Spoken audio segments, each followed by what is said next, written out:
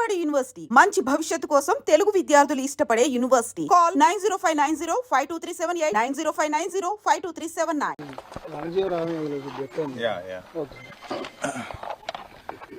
Padmashri award గ్రహీత వనజీవన Padmashri award గ్రహీత వనజీవి రామయ్య గారి మృతి పట్ల బీఆర్ఎస్ పార్టీ తరఫున తీవ్రమైన సంతాపాన్ని వెలుబుచ్చుతా ఉన్నాం. పాపం ఆయన భార్య జీవితమంతా కూడా చెట్ల పెంపకం కోసం, అడవుల పెంపకం కోసం ఆయన తన జీవితాన్ని మొత్తం కూడా త్యాగం చేసినటువంటి మహనీయుడు. ఆయన ప్రతి క్షణం కూడా ఒక్కొక్క చెట్టును కూడా కాపాడడానికి ఎంతో ప్రయత్నం చేసిండ్రు. ఈ రేవంత్ రెడ్డి ఇవాళ ఏదో సంతాపం ప్రకటించినట్టున్నాడు. ఇది ఎట్లుందంటే హంతకుడే సంతాపం తెప్పినట్టున్నది. చెట్లు నరకుడు రేవంత్ రెడ్డి వంతు, చెట్లు పెట్టుడు రామయ్య వంతు. చెట్లు పెట్టి అడవులను పెంచిన రామయ్యకు ఇలా రేవంత్ రెడ్డి గారు సంతాపం చెప్తుండ్రు. ఇది ఎట్లుందంటే హంతకుడే సంతాపం చెప్పినట్టున్నది. నువ్వు హార్టికల్చర్ యూనివర్సిటీలో 100 ఎకరాల్లో ఉన్న చెట్లన్నీ నరికినవు.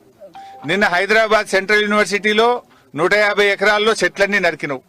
ఇవాళ సుప్రీంకోర్టు మొట్టికాయలేసింది, నీకు హైకోర్టు మొట్టికాయలేసింది. కేంద్రంకెళ్ళి పర్యావరణ శాఖ అధికారులు వచ్చి ఇవాళ చాలా మంది అధికారులు నీ పుణ్యమాన్ని బలయ్యే పరిస్థితి పడ్డది. ఇవాళ చాలా మంది నువ్వు చేసిన ఆగమాగం పనులకు, నీ తొందరపాటుకు ఇవాళ ఐఏఎస్ అధికారులు, ఐఎఫ్ఎస్ అధికారులు, ఐపీఎస్ అధికారులు బలైపోయే పరిస్థితి వచ్చింది.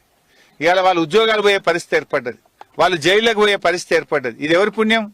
రేవంత్ రెడ్డి యొక్క దుందుడుకు చర్యల వల్ల, తప్పుడు పనుల వల్ల, ఆగమాగం పనుల వల్ల నీ తప్పుడుకు ఇలా అధికారులు బలైపోయే పరిస్థితి ఏర్పడ్డది. ఇక వనజీవి రామయ్య గారికి నువ్వు సంతాపం చెప్తే నవ్వుతున్నారు. ఇవాళ పాపం రామయ్య గారు ఆయన జీవితాన్ని త్యాగం చేసిండు. నడవరాకపోయినా కూడా సైకిల్ ఎక్కి ఆయన మరి ఎన్నో విత్తనాలు చల్లుతూ, ఎక్కడ ఖాళీ స్థలం కనబడితే అక్కడ విత్తనాలు చల్లుతూ చెట్ల పెంపకం కోసం, పర్యావరణ పరిరక్షణ కోసం మరి ఆయన జీవితాన్ని పూర్తిగా అంకితం చేసినటువంటి మహనీయులు. వారి కుటుంబానికి, వారి మృతి పట్ల ప్రగాఢమైనటువంటి సానుభూతిని తెలియజేస్తూ వారి ఆత్మకు శాంతి చేకూరాలని, నిజంగా రామయ్య గారి ఆత్మశాంతి చేకూరాలంటే ప్రతి ఒక్కరం కూడా వారిని ఆదర్శంగా తీసుకొని మొక్కలు పెంచండి, పెట్టిన మొక్కలను కాపాడండి. అడ్డదిడ్డంగా చెట్లు నరకొద్దు. చెట్లను కాపాడితేనే అవి మనను కాపాడుతాయి. మంచి వర్షాలు పడాలన్నా, వడగళ్ల వానలు పడకూడదన్నా, మరి ఉష్ణోగ్రత కంట్రోల్ కావాలన్నా, భూసారాన్ని కాపాడాలన్నా చెట్టు మానవ మనుగడకు చాలా చాలా ముఖ్యమైనటువంటిది.